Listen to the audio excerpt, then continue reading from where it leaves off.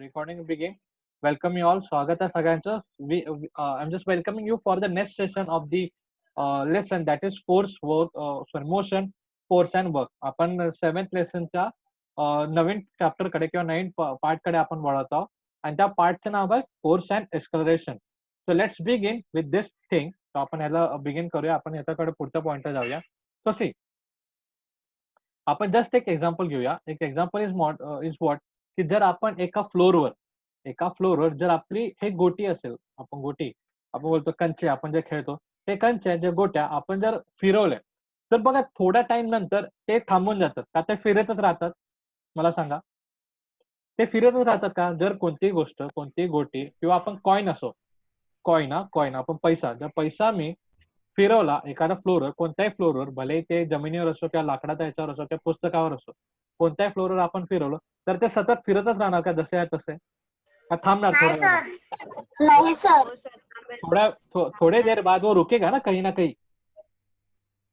बराबर. हाँ और सर. वैसे ही देखो हम लोग कैरम में भी देखते हैं, तो कैरम बोर्ड हम लोग सब लोग खेलते हैं बराबर. और जिस मोमेंट पे हम लोग अगर कोई हम लोग क्या बोलते हैं स्ट्रायकर बोलते हैं बराबर. स्ट्रायकर जेव्हा आपण मारतो तेव्हा बघा स्ट्रायकर एका विशिष्ट डिस्टन्सला जाऊन, जर विशिष्ट डिस्टन्सला जाऊन ते थांबतो का ते पुढे जातच राहतं का ते फिरतच राहतं? नाही. आणि जेव्हा आपल्याला त्याला स्मूथ करायचं असेल तेव्हा आपण पावडर टाकतो. बाकी बाबा स्ट्रायकर जरा कमी स्पीड म्हणजे कमी हळूच मारलं तरी जास्त डिस्टन्स पोहोचला पाहिजे किंवा जास्त लांब पोहोचला पाहिजे म्हणून आपण पावडर टाकतो ना कॅरमवर स्मूथ चालावं म्हणून. बरोबर. सो सी, आपण बेसिकली काय करतो ते आपण बघूया. ह्या सगळ्या एक्झाम्पल मी तुम्हाला काय दिलं. If the coin pushes and the carrom board it's keep in moving. So what is the interference, तो आपण बघूया what we can infer from this. म्हणजे या गोष्टीवरून, या एक्झाम्पल जे मी तुम्हाला त्याच्यावरून आपल्याला काय कळतं, the velocity of the coin decreases due to friction, due to force of friction. So बघा, फोर्स ऑफ फ्रिक्शन आपल्याला सगळ्यांना माहिती आहे. Friction is everywhere. जेव्हा आपण कोणतीही गोष्ट एकमेकांच्या मध्ये ठेवतो आणि जर ती थोड्या डिस्टन्सने जाऊन, थोड्या वेळाने जाऊन जर ते थांबत असेल, that means what, they have the friction. तिथे एक फ्रिक्शन आहे, घर्षण ज्याला आपण म्हणतो. आणि त्याच फ्रिक्शनमुळे, त्या घर्षणामुळे इथलं जे आपली जी गोटी आपण हलवली, कंचे जे म्हणतो, कंचे पण थांबले आणि प्लस स्ट्रायकर म्हणजे कॅरम बोर्डचा जो स्ट्रायकर आहे आणि कॅरम बोर्डच्या जो गोट्या ते पण थांबल्या, कारण त्यांच्यामध्ये काय होतं, फ्रिक्शन होतं. बरोबर. कोणतीही दोन गोष्ट, आता बघा, भले कोणतीही दोन वस्तू, आता मी तुम्हाला एक एक्झाम्पल देतो. कोणतीही दोन वस्तू, हा बोला ना. बोल जय. सर तुमचा आवाज नाही येत नीट. हॅलो, आता येतोय? सर बोला. हा, तर बघा, कोणतीही दोन वस्तू, ओके, कोणतीही दोन वस्तू आपण एकमेकांवर ठेवले तर त्यांच्यामध्ये काय होतं, आणि जर आपण असं केलं, पुढे मागे केले, तर त्यांच्यामध्ये काय होतं, त्यांच्यामध्ये होतं फ्रिक्शन. त्याला आपण काय म्हणतात, घर्षण. Right. So that is the thing. So see, if the friction between the carom board and the coin is reduced, the coin keep removed for longer time, and it would mean that no force of friction is acting on the moving body. It will be kept on the moving with the constant velocity.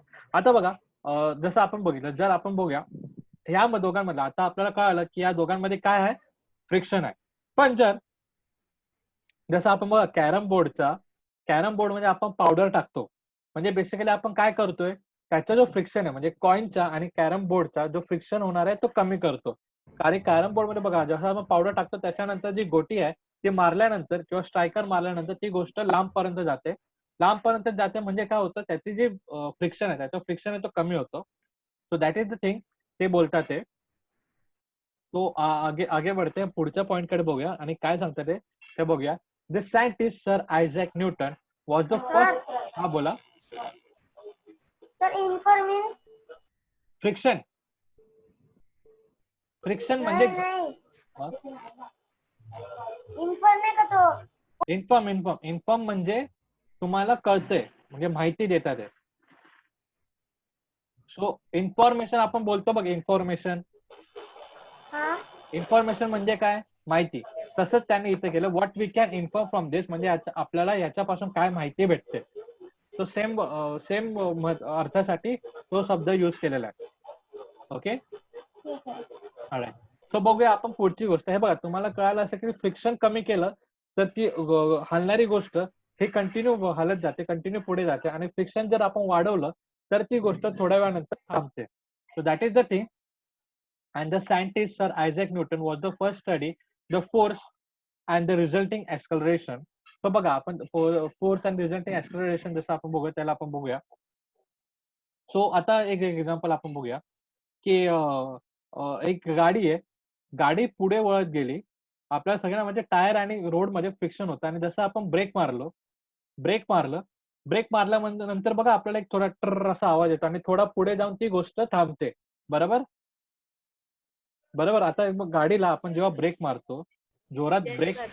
Right, brake मारतो आणि ती लगेच तिथं तिथं नाही थांबत ना, जिथं ब्रेक मारतो तिथं ती थोडासा पुढे जाऊन थांबते. राईट हो सर.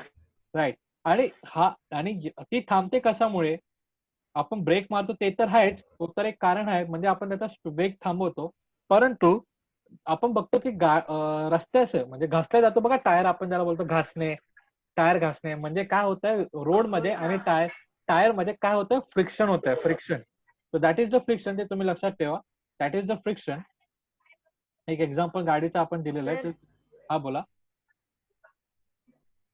बोल ना. सर आणि जेव्हा आपण अर्जंट ब्रेक दाबतो हम्म.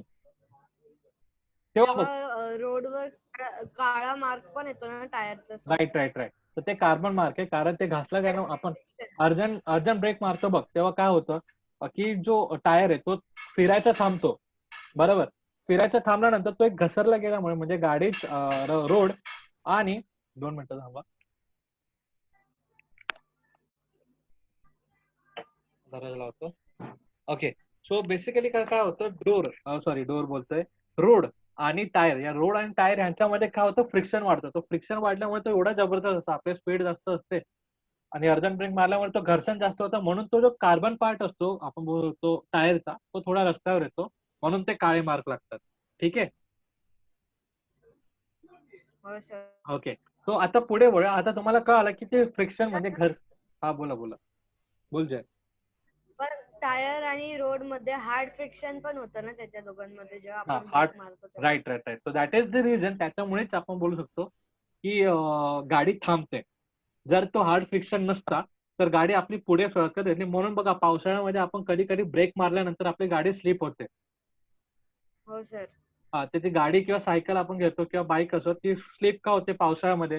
कारण हाच रिझन आहे, तेव्हा रोडवर असतं पाणी आणि आपल्या टायरचा आणि रोडचा जो होणारा फ्रिक्शन असतो तो कमी होतो. त्याच्यामुळे गाडी आपली स्लिप जास्त होते पावसाळ्यात दॅन अदर सीझन. बघा, किंवा नाही पावसाळ्यात आपण बघा कधी कधी आपण घरात चालत असतो आणि आपण नेहमी चालणाऱ्या लादीवर जर पाणी असेल तर आपण घसरून पडतो. बघा, हे पण एक एक्झाम्पल आहे. That is also the example of the friction. तर आता आपण बघूया सर आयझॅक न्यूटन आपल्याला काय सांगतात ते, त्याच अकॉर्डिंगली म्हणजे फ्रिक्शन अँड वर्कचं रिलेशन ते कसं सांगतात ते. सी सॉरी, एक्सप्लोरेशन आणि फोर्स अँड एक्सप्लोरेशनचा रिलेशन ते कसं सांगतात ते आपण बघूया.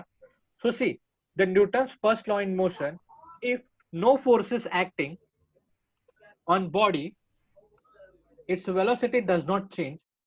That is, the body does not accelerate. In other words, the body will stay stationary.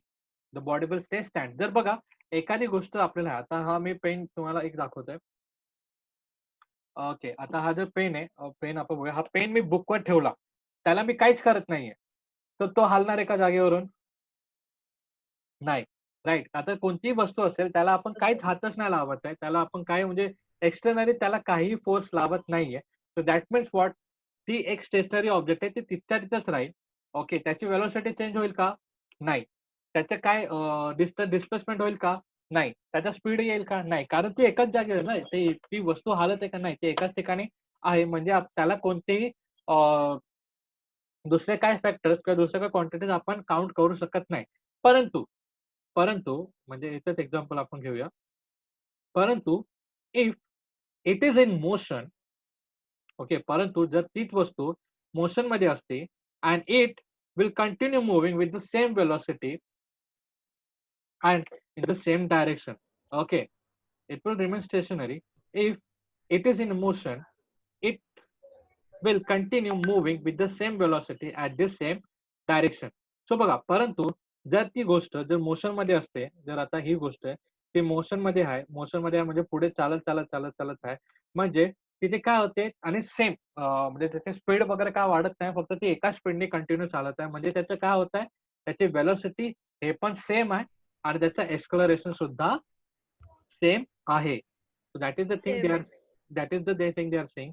If it's remain it will remain stationary. If it is in the motion, it will continue moving with the same direction and with the same velocity with the same direction. So that is what they are saying. So आता आपण पुढे वळूया. So see, use your brain power. Acceleration is a vector quantity. It is and the force is vector quantity too. आता आपण पुढे बघूया what is vector quantity and what is not. So acceleration is a vector quantity. बघा, acceleration vector quantity कारण आपल्याला velocity त्याला लागते. So velocity means what? Velocity is also scalar a vector quantity. That's why acceleration is also a vector quantity. So आता आपण बघूया पुढच्या points कडे वळूया. What we have. Okay. So see, you have learned that what is meant by force. So force म्हणजे काय? आपण कोणत्याही एक्सटर्नली कोणत्याही पॉवर लावलो, कोणत्याही फोर्स आपण लावलो, that is meant by force. म्हणजे एक ऊर्जा, भले ती मॅनमेड ऊर्जा असेल किंवा मशीनची ऊर्जा असेल किंवा आता बघा, ही गोष्ट मी टेबलवर ठेवली, एखादी गोष्ट टेबलवर ठेवली, त्याच्यावरती एक फोर्स ऍक्ट करतो, ज्याचं नाव आहे. जर एखादी वस्तू मी टेबलवर किंवा कुठेही स्थायिक असेल, जशी आहे तशीच आहे, तिला कोणी हलवत नाही, तिला टच पण करत नाही, परंतु त्याच्यावरती फोर्स कोणता ना कोणता ऍक्ट करतो, त्या फोर्सचं नाव काय बरं? आता एक्झाम्पल इकडे बघा, ही ही जमीन आहे, या जमीनवर एक दगड आहे, राईट, एक दगड आहे, जे मी असंच ठेवलेलं आहे आणि ते नाही मी हलवत आहे, नाही कोणती मशीन हलवत आहे, परंतु त्याच्यावरती एक कोणता ना कोणता फोर्स आहे जो ऍक्ट करत आहे, दॅट इज कॉल्ड ॲज, अरे, ग्रॅव्हिटेशनल फोर्स, गुरुत्वाकर्षण बल. गुरुत्वाकर्षण बल हा प्रत्येक गोष्टीवर काम करत असतो ना, gravitational force. So even though लक्षात ठेवा, even though the object is in steady position, भले सुद्धा कोणतेही ऑब्जेक्ट एक स्टेडी पोझिशनवर असेल, म्हणजे एकाच ठिकाणी असेल, तरी सुद्धा त्याच्यावरती एक फोर्स जो असतो कंटिन्यू काम करत असतो, ज्याचं नाव आहे gravitational force.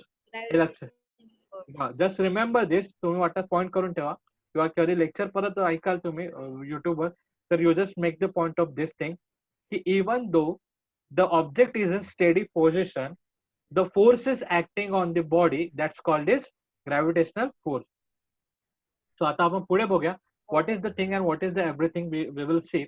You have learned what is meant by force. So okay, so you have seen the body is accelerated due to force, right? Accelerated due to force.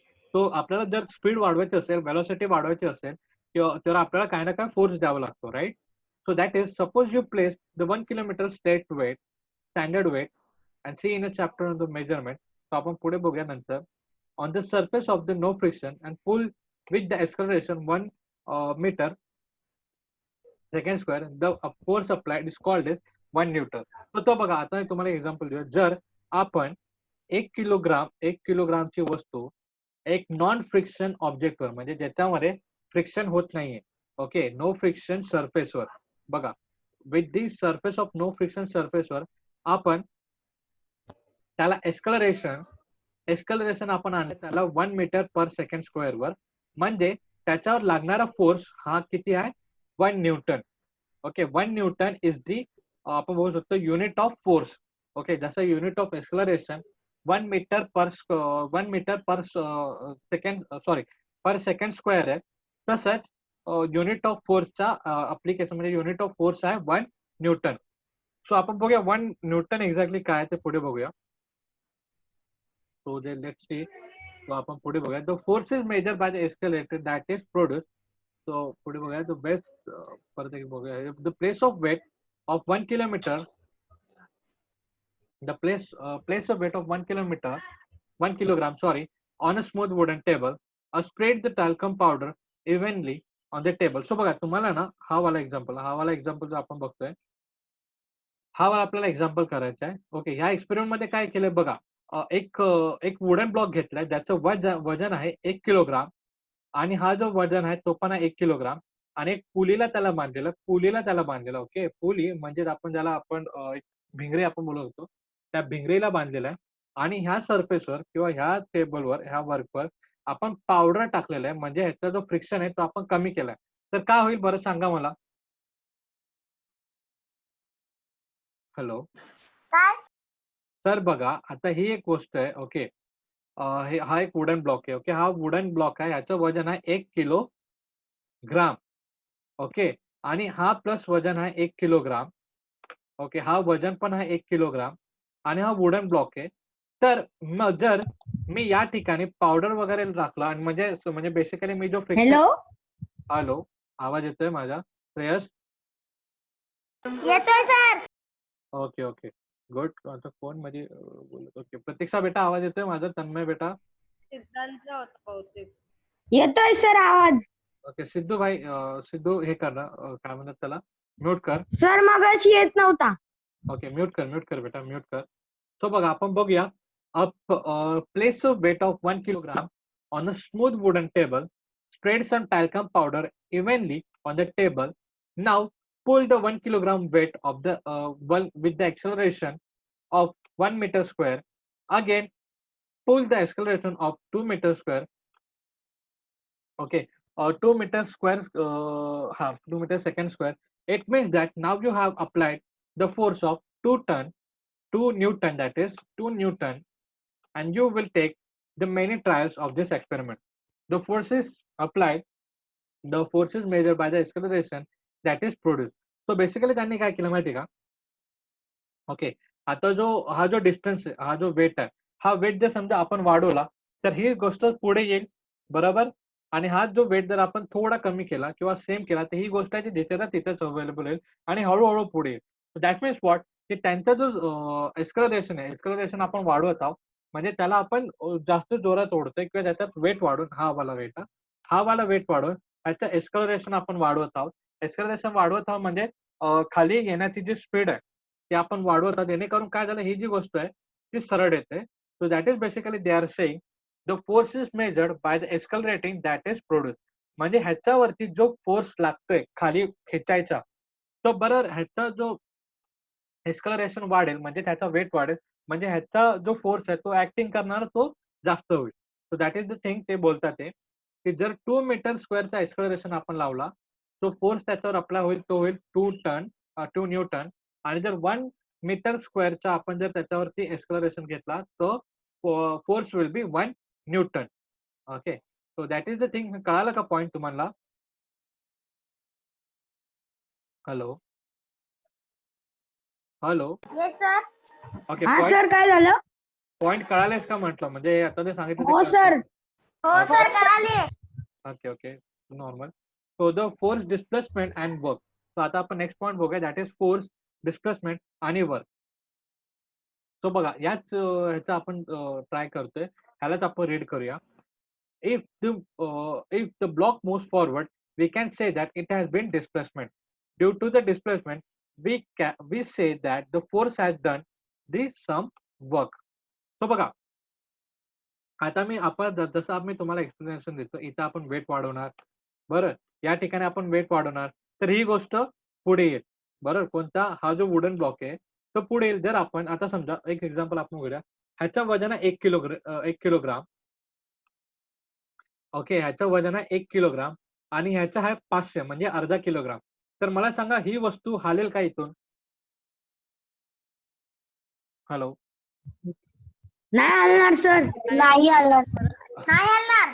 Okay, okay. आपण बोला ना, ऐकायला नाही आलं मला. हा ठीक आहे. 2 मिनिटं बेटा. हे बघ, we will read the thing in the figure alongside a string attach the wooden block on the table and it passes through the pulley and tied it on the weight. On applying the sufficient weight, the wooden will be seen to move. जर समजा हा जो wooden block आहे, हा wooden ब्लॉकचा आपण वजन समजूया 1 किलोग्राम आहे. ओके. जय, आवाज येतोय? हो सर येतोय. येतोय सर. 1 किलोग्राम आहे. येतोय सर. ओके. आणि जसं राईट, जसं मी तुम्हाला सांगितलं तर वेट मध्ये आपण चेंजेस करून आपण त्याचा एक्सलरेशन वाढवू शकतो. एक्सलरेशन वाढवू शकतो म्हणजे हा जो 1 किलोग्रामचा वजन आहे तो पुढे जाईल का नाही जाणार, जर आपण यातला एक्सलरेशन वाढवलं तर? म्हणजे वजन वाढवलं. जाईल सर. राईट. सो जाईल सर पुढे. इफ सपोज ही गोष्ट इथून ते इथपर्यंत आली, म्हणजे त्याने काय केलंय, त्याचं डिस्प्लेसमेंट झालंय, म्हणजे त्याचं स्थलांतर झालंय, बरोबर. हा sir. Right. So this is thing to see. So what they are saying, the work done depends on the. काय बोलला? आवाज नीट नाही येत, तुमचा आवाज ब्रेक होतोय. मला येतोय सर. ओके ओके, मला पण येतोय sir. No problem no problem. एकाने बोललं तरी मला पण येतोय. Okay okay, no problem. एकाने बोललं तरी चालेल. आपण परत परत ती गोष्ट रिपीट करूया, म्हणजे आपल्याला कळेल. सो बघा, जसं मी तुम्हाला एक सिंपल गोष्ट सांगतो की हा जो डिस्प्लेसमेंट झाला, राईट, हा जो डिस्प्लेसमेंट झाला कशामुळे झाला, या ठिकाणी वजन वाढवण्यामुळे. वजन वाढवलं म्हणजे आपण काय केलं, याचा एक्सलरेशन इन शॉर्ट वाढवला, राईट.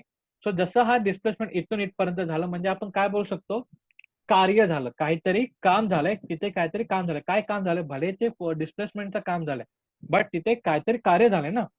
सो त्यालाच आपण पुढे बघूया. So work done by the force, that is force applied on the body into displacement of the body, and what it takes, or the work placed in the direction of the force. So that is what the work is, F into S. F is into what? F means force, and S for we can take this as a displacement, that is distance. So बघा, हा जो displacement केला, हा जो distance cover केला, जसं जसं वजन वाढलं तसं तसं आपण, म्हणजे हा जो वजन आहे, हा जर वजन आपण वाढवत गेलो, तर हा जो ब्लॉक आहे, वुडन ब्लॉक आहे, तो पुढे पुढे येईल, बरोबर, बरोबर की नाही. हो सर. आता हो समजा, सर. जर हा वेट जर हा वेट आपण वाढवत गेलो, तर हा जो सामान आहे तो हळूहळू पुढे येईल, म्हणजे ह्याच्यामध्ये जे आपण एक्सेलरेशन मध्ये चेंजेस केलं, तर हा पुढे पुढे येत जाईल. मीन्स वॉट, कार्य घडत आहे. सो कार्य घडतं, तर त्याला आपण काय बोलू शकतो, वर्क. सो कार्याला आपण इंग्लिशमध्ये काय म्हणतो, work. So work done by force, म्हणजे एखाद्या ऊर्जेमुळे जर कार्य घडत असेल, तर त्याला आपण काय म्हणतो, त्याचा फॉर्म्युला काय, F into S. F into S. F means what, the force जो बॉडीवर अप्लाइड झाला, आणि S means what, displacement. Speed. No no no, S means what, displacement. Speed केव्हा बोलू शकतो बेटा, जेव्हा मोठा एस असतो ना तेव्हा. आता छोटा एस आहे, त्याच्यामध्ये सुद्धा डिफरन्सेस आहेत, राईट. सो तुम्ही फक्त एवढं लक्षात ठेवा की यांनी डिस्प्लेसमेंटला एस म्हणून कन्सिडर केलंय इन द कॉन्टेक्स्ट ऑफ, जर वर्कचा आपण फॉर्म्युला बोलतोय, तर आपण त्याला फोर्स इंटू एस म्हणणार, that is force for applied on the body. Displacement म्हणजे त्या कारणामुळे कोणती तरी गोष्ट झालेली. आता समजा एक गोष्ट, एक सिंपल एक्झाम्पल, आता मी, हा एक दगड आहे, मोठा दगड आहे, आणि मी त्याला ढकलतोय, पुश करतोय, ते या डायरेक्शन मध्ये, राईट, या डायरेक्शन मध्ये मी त्याला पुश करतोय. ओके, पण माझ्याने झालं का, नाही. तर मला दोन तीन जण अजून मला हेल्प केले. ओके, 2-3 जण मला अजून हेल्प केले, आणि हेल्प केल्यानंतर आम्ही ती वस्तू किंवा तो दगड इथून ते इथपर्यंत हलवू शकलो, बरं. इथून ते इथपर्यंत आम्ही हलवू शकलो, म्हणजे बेसिकली काय झालं बरं, त्या वस्तूचा डिस्प्लेसमेंट झाला, त्याची जागा चेंज झाली, म्हणजे त्याला आपण बोलू, हा, म्हणजे तो आपण बोलतो डिस्प्लेसमेंट झाला. परंतु डिस्प्लेसमेंट व्हायला ताकद किती लोकांची लागली, 3.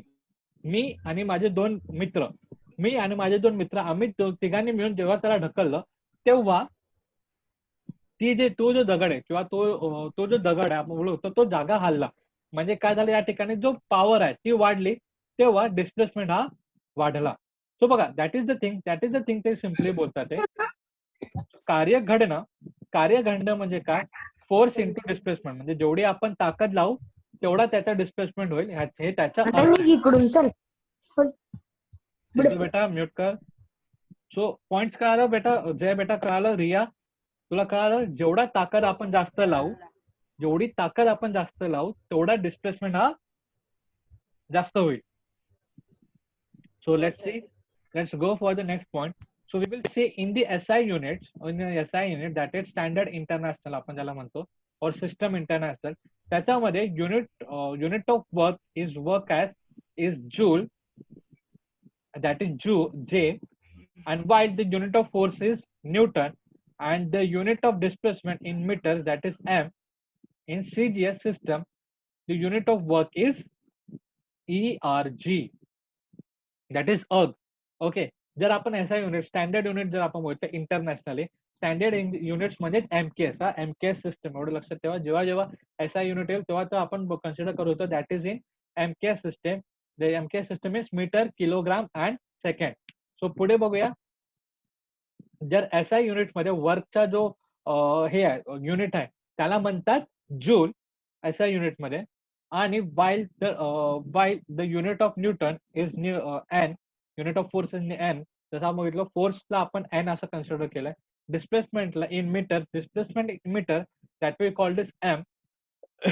ओके, आणि पुढे बघूया की इन CGS सिस्टम, जसं MKSचा दुसरा फॉर्म आहे आपण बघितलं CGS system, that is centimetre, gram and second. त्या सिस्टम मध्ये वर्कला आपण म्हणतो अर्ग. ओके, वर्क म्हणजे अर्ग, म्हणजे जो युनिट होता जूल SI युनिट्स मध्ये, जो MKS सिस्टम मध्ये त्याला आपण अर्ग असं म्हणतो. So this is the thing. आता आपण एक स्मॉल एक पॉइंट बघूया.